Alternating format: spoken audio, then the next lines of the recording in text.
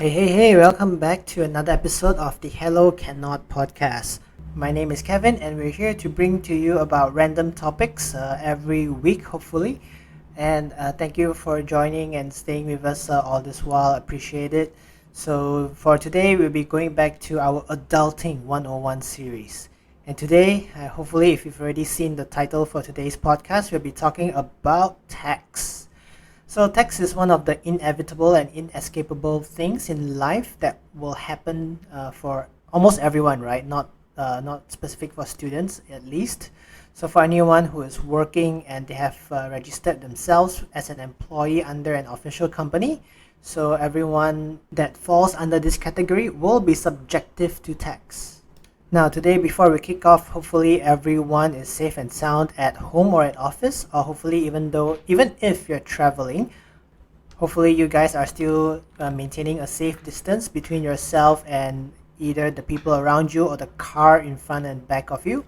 And also, if for those who are sitting down at the table, let's grab a cup of coffee, tea, or just water, some kind of beverage before I kick off.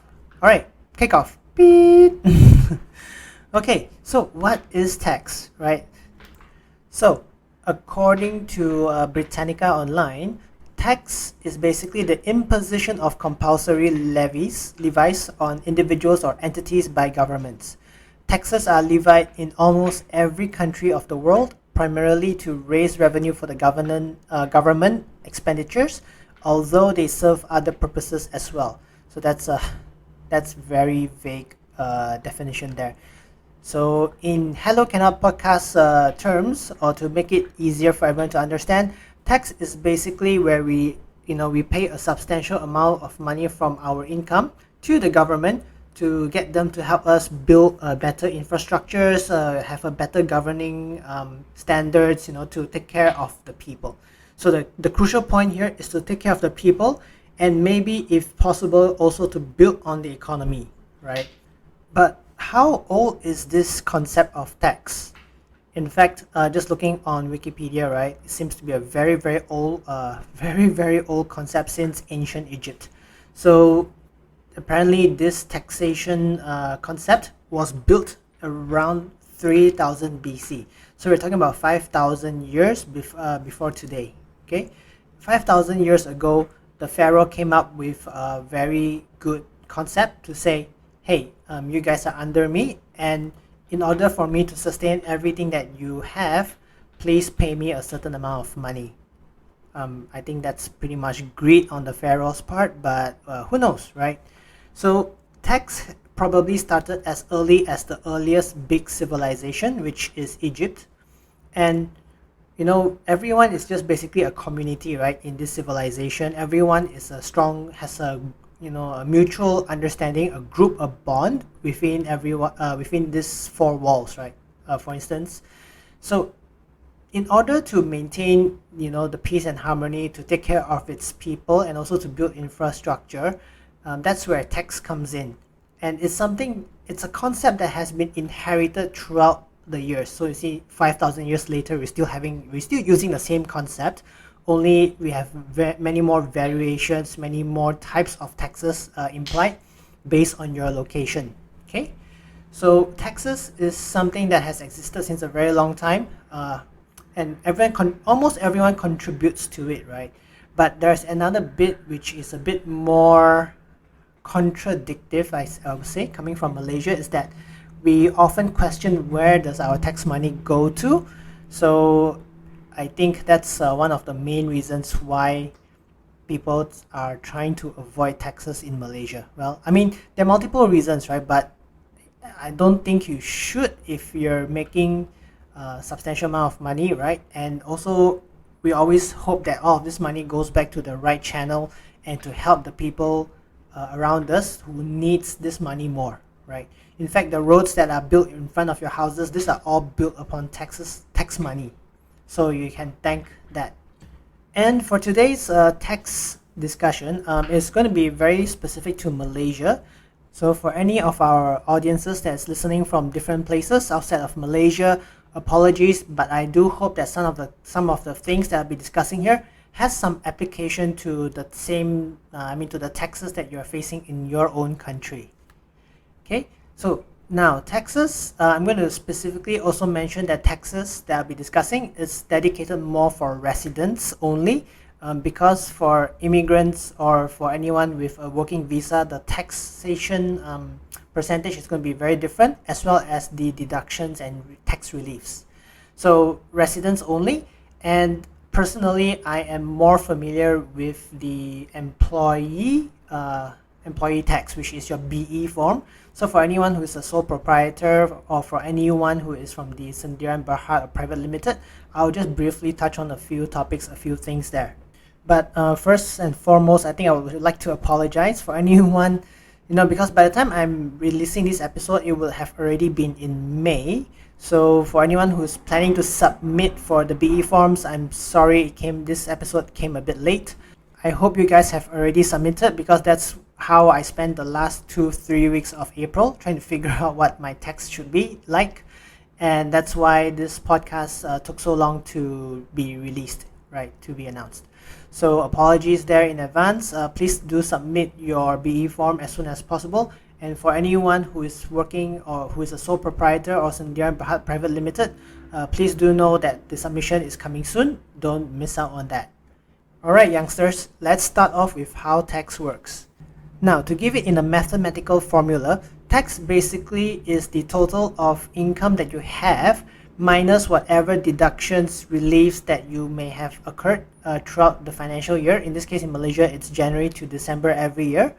And whatever balance amount will be labeled as your chargeable income.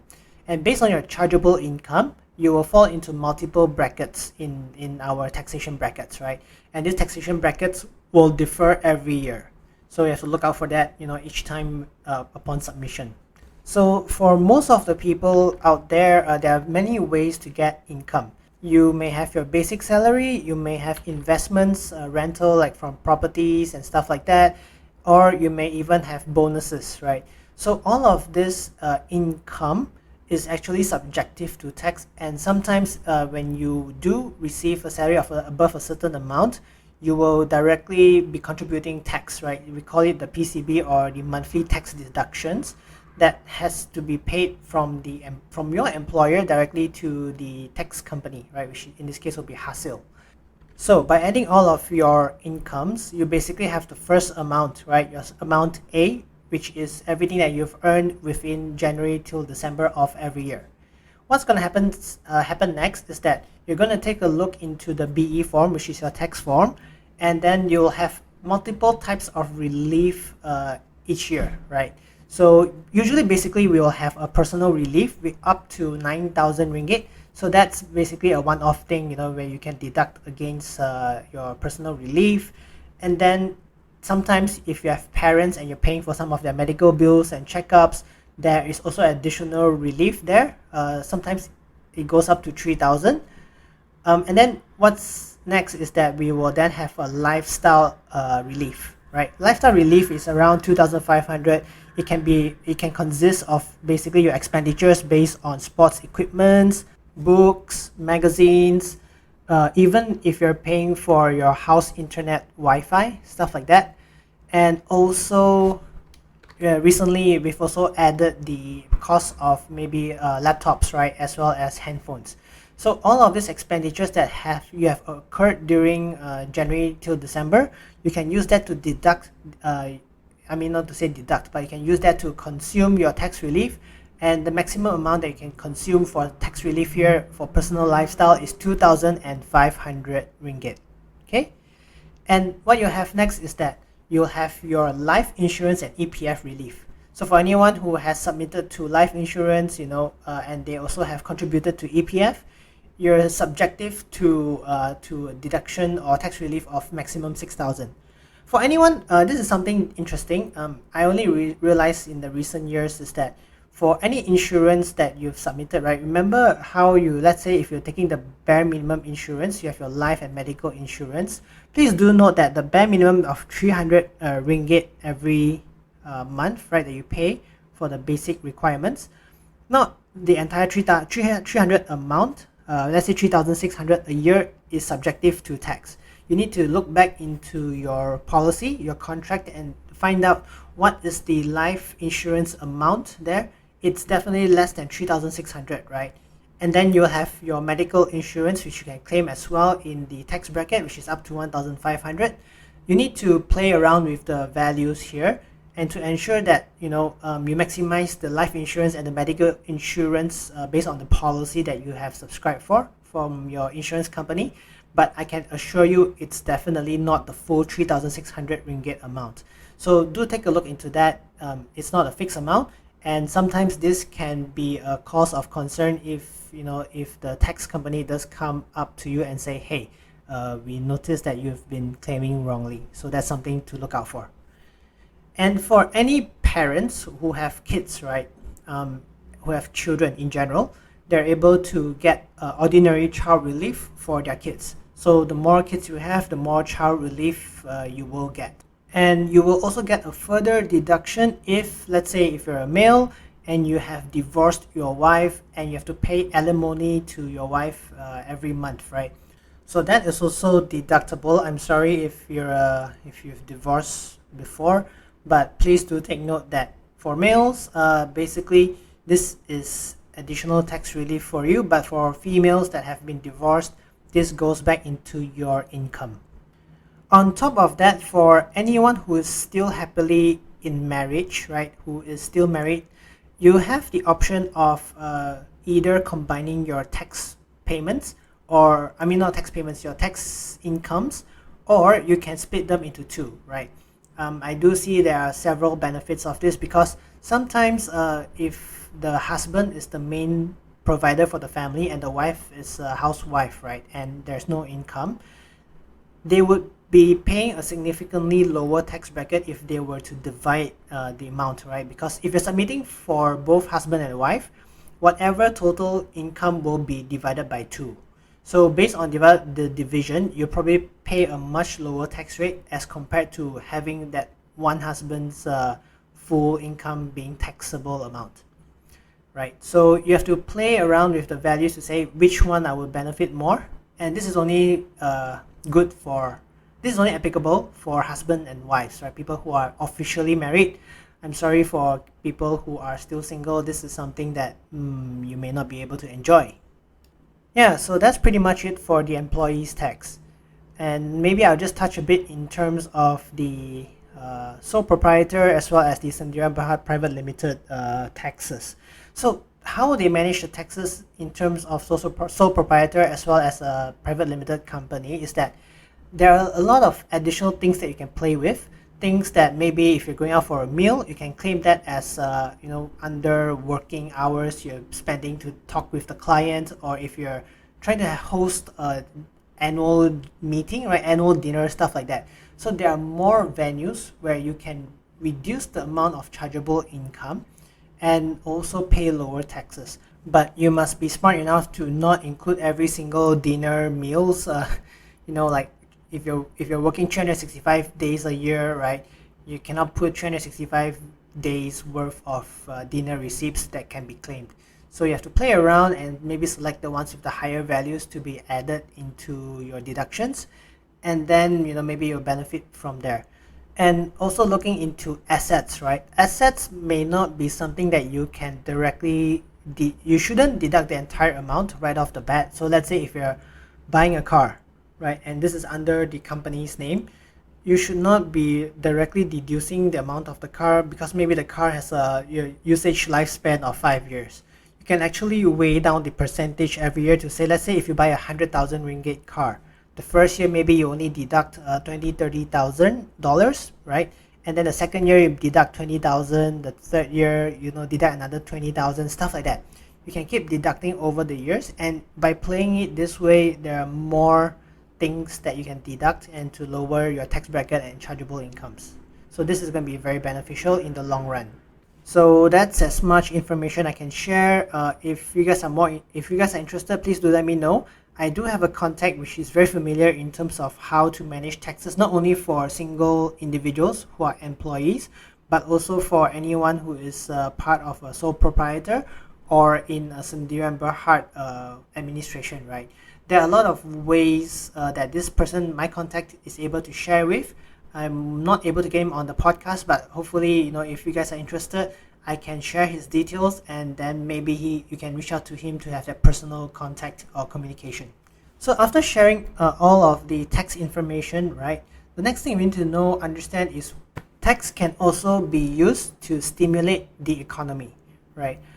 Think about the lifestyle relief that we have discussed earlier.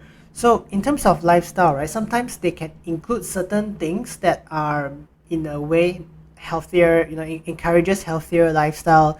In a way, it encourages us to be more nerdy bookworm, right? Like encouraging you to spend more on books, encouraging you to spend more on stationaries, as well as, let's say, shoes, right? Sports shoes and stuff like that.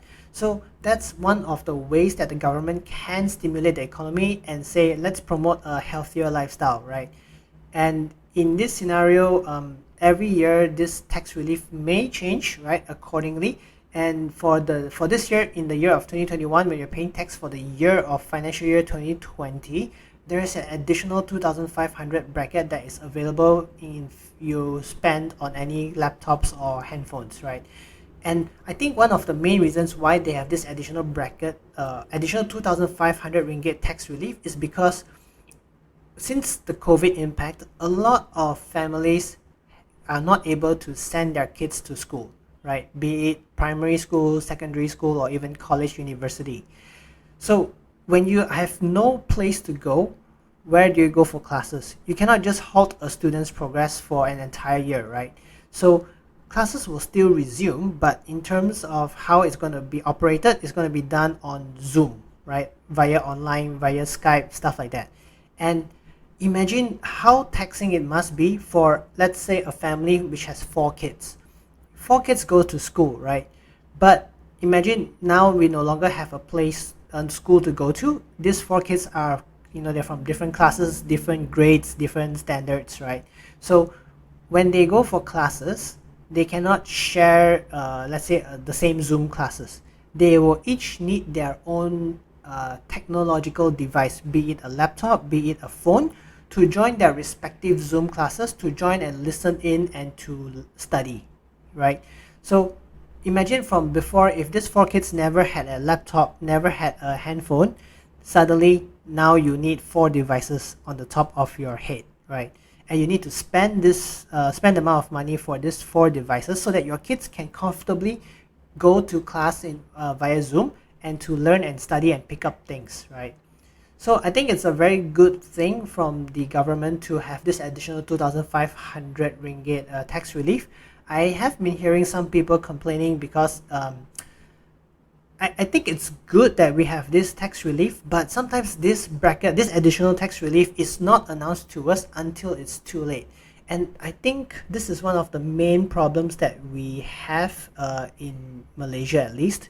So we usually only find out about this additional tax relief a bit closer to the submission, but it's usually towards the end of the financial year. So imagine suddenly you have 5,000, just using it as an example, right? Imagine you have a 5,000 tax relief for sports equipments. So throughout the year, you never know, from January, let's say, until August, you never knew that there was this 5,000 additional tax relief. You have bought everything that you've needed up to the maximum of 2,500, which is your annual tax relief. And then let's say around October, November, December, they say, hey, here is an additional 5,000 tax relief bracket for sports equipment to encourage you to be healthier. Now, when this is announced, maybe you may no longer have the money to spend on this 5,000 ringgit pairs of shoes, right? You never know. So you could have jumped on to this sport equipment bracket if they had announced this way earlier. And because they announced this so late, almost towards the end of financial year each time, I think it's a very sad thing because no one can really profit and maximize the true potential. And to say it poorly, maybe this is also a strategy from the government to say, hey, we are not giving you, we are giving you this tax reliefs, But this is something that you should have figured out, you should have done throughout the year without the need of this stuff like that. I'm not sure. Yeah, so that's a rant from my end. And to share a bit of a personal vendetta against tax, right? Not really tax. Basically, I hate it, when, I've gone through 11 years of school. I've learned three languages in school. I've learned multiple types of math in school. There are so many things that they have taught in school, even stuff like moral, stuff like IT, where you get to touch computers. But I think there is a need for improvement from our education ministry, right? Because when you get out of high school or even the school in general, if you're not going into auditing or taxation, right, in terms of your high school and stuff like that, there are things in life that you're not well equipped with. Okay, so tax is one of them. You'll never learn about tax or how it really works until you have started working yourself, and you have very nice either good parents who will guide you the right way in terms of how to submit for tax, or you have good peers or good leaders or good seniors that will be willing to spend time to teach you on how to submit your tax forms every year. So I hope that there will be a way in the future where we're able to equip our kids, the younger generations, with the right skill sets that they need to know, they should know when they're coming out into adulthood, when they start working. Okay, because I think it's a way of the government trying to set us up for failure. Because think about it this way, right? By not teaching your kids, right, or your younger generations on tax, basically when they grow up, they will not know how to submit for tax. Now, without real education, without really going into details, they will submit tax based on their knowledge.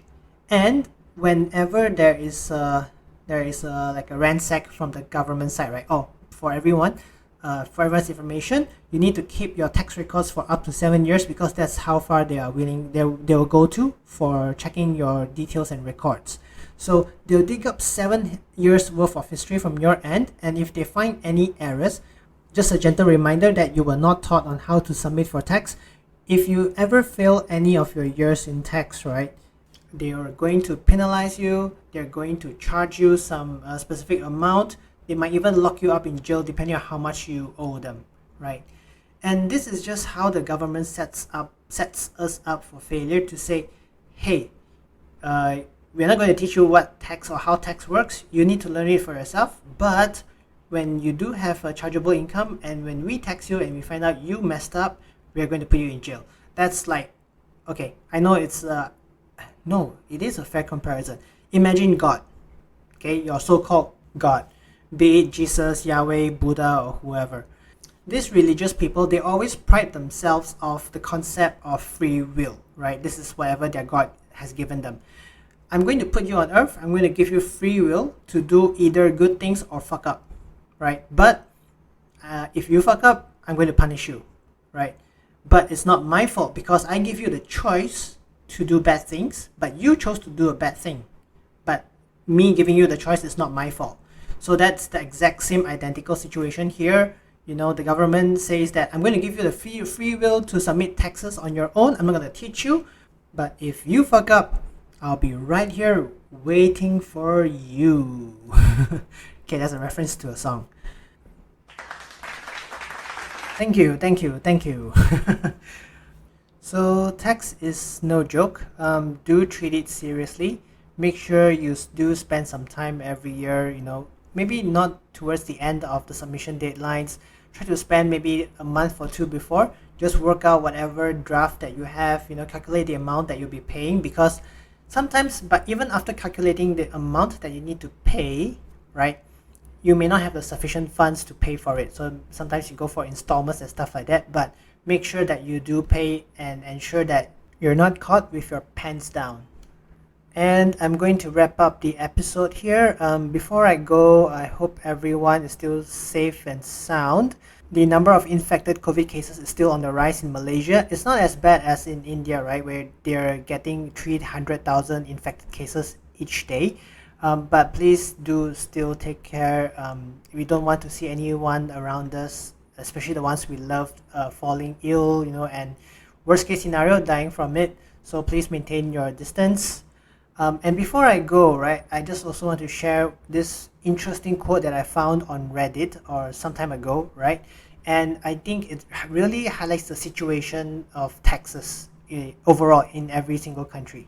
So, okay, let's start. I'm going to role play here a bit. I'm just going to change my voice to make it easier to recognize.